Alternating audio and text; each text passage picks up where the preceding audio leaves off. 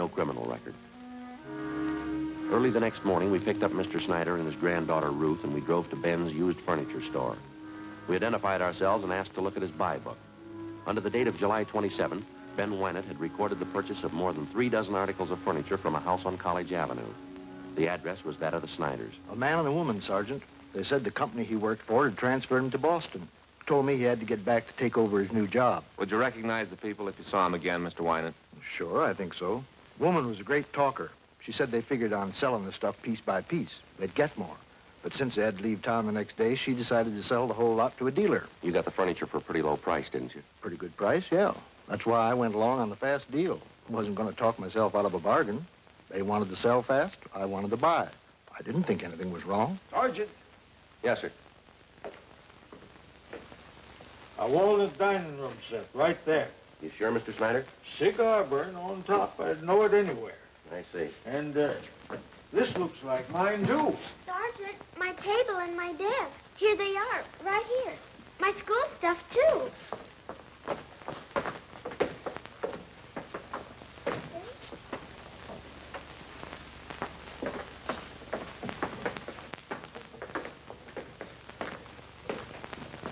Well, they sure stuck me all right. The last fast deal I'll ever make. How'd they contact you, Mr. Wynant? What kind of approach they use? Called me on the phone. I came out and gave him an appraisal on the stuff.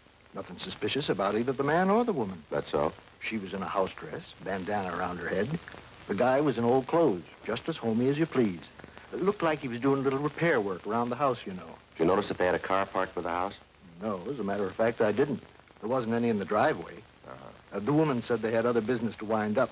So if they weren't at the house when I came back with the van, why, she'd leave the back door open for me. I guess you realize we'll have to place a hold on this furniture that you bought. Yeah, I know.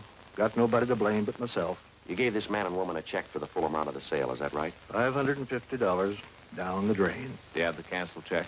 No, not yet. If you like, you can probably get it from the bank. Don't imagine those crooks would waste any time cashing it. We'd appreciate it if you'd run down to the bank with us now. Okay, Sergeant. I'll have to get somebody to mind the store. I'll meet you down there. Fine. Sergeant, I wonder if I could speak to Mr. Wynant. Sure, go right ahead. Mr. Wynant. Yes, sir? I'm sorry about all this. I didn't know. Mr. Wynant, you buy furniture, don't you? Yes, sir? What do you give me for 2 Army surplus cots?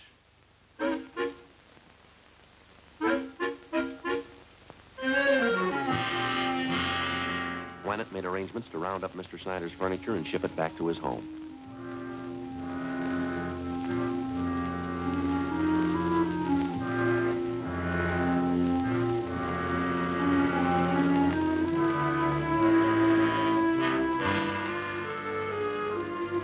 We met down at his bank where he recovered the canceled check for $550.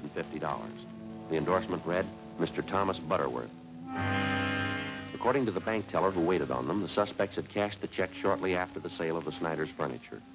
From the second-hand dealer and the clerk at the bank, we got a complete description of the man and woman known as Mr. and Mrs. Butterworth.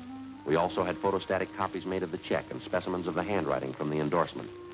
From their descriptions, we checked the suspects through the stats office. We got nowhere.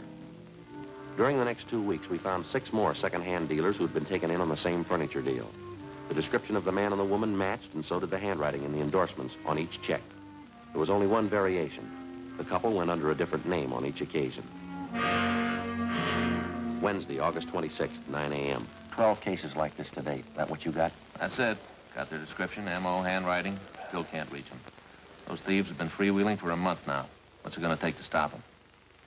Well, I had an idea coming to work this morning. I'd like to hear what you think about it. What's that? Kind of a system of decoys. Thinking it might be a good idea to contact all the division captains, have them ask their men if they have any neighbors going on vacation. Uh-huh. Go ahead. Well, if we could get a few dozen houses spotted around the city, we could plant a few things, make them look vacant. We'd keep the houses covered at all times. They ought to make pretty good bait for the thieves. Yeah.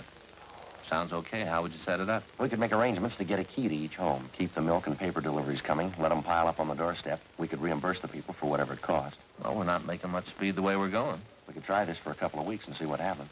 What do you think? Let's try it. 9:30 a.m. After checking with Captain Bernard, we contacted all division commanders, requesting them to ask their men to contact burglary detail if they knew of any of their neighbors about to leave on a vacation. During the next 2 days, the response came in and the plan went into effect. 40 homes throughout the city were spotted as decoys. They were kept under surveillance at all times. In the week that followed, 2 more burglaries of the same type were reported, but the suspects failed to try any of the decoy homes. Again, the homes that had been broken into displayed all the usual signs that the occupants were away. Old circulars and newspapers scattered on the lawn, milk bottles lined up at the door, all the blinds drawn. The decoy plan continued. No result. August 31st, we had a report of another burglary involving the theft of furniture. We made our investigation. 2 p.m., we went back to the office to get out the list of stolen articles. Hi, Frank. Joe? Hi, Angus. When'd you get back from your honeymoon? Late last night. Say, Thelma and I'd sure like to thank all you fellas for that wedding present you sent us. Darn nice of you. Well, we're glad you like it, Angus. Sure a beauty. I'd like to ask you a question about it, though. Hope you won't take it wrong. No, go ahead. Well, what is it? You have an early American house, don't you? Yeah, that's right. Well, it's an antique. Yeah, I know that. It's an automatic apple peeler. One of the first ever built. Oh.